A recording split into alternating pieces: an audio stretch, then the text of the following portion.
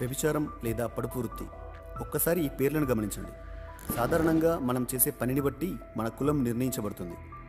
ప్రతి కులానికి ఒక వృత్తి ఉంటుంది. దానినే కులవృత్తి అంటారు. కానీ ఏ కులానికి, ఏ మతానికి, ఏ వర్గానికి సంబంధం లేని ఒక వృత్తి ఇప్పటికీ ఈ సమాజంలో కొనసాగుతుంది. అదే పడుపు వృత్తి.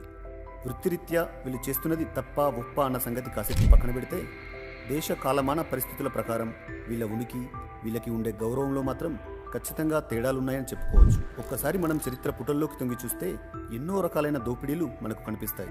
ఇప్పటి వరకు ఏ చరిత్ర పుస్తకాల్లో మనకు కనబడినటువంటి ఒక దోపిడీ లైంగిక దోపిడీ. దీనినే ఒక రకమైన లైంగిక బానిసత్వం అని కూడా చెప్పుకోవచ్చు. ఇప్పటి వరకు మనకు కనిపించని, చరిత్రలో వినిపించని స్థాయిలో దోపిడీకి గురైన ఒక వ్యవస్థ దేవదాసి వ్యవస్థ. ఇప్పుడు సమాజంలో మనం చూస్తున్న ఈ వ్యభిచారం అనే ఆచారానికి మొట్టమొదటి బీజం పడింది ఈ దేవదాసి వ్యవస్థ నుంచే అన్నది కొంతమంది చరిత్రకారుల అభిప్రాయం. దేవదాసి అంటే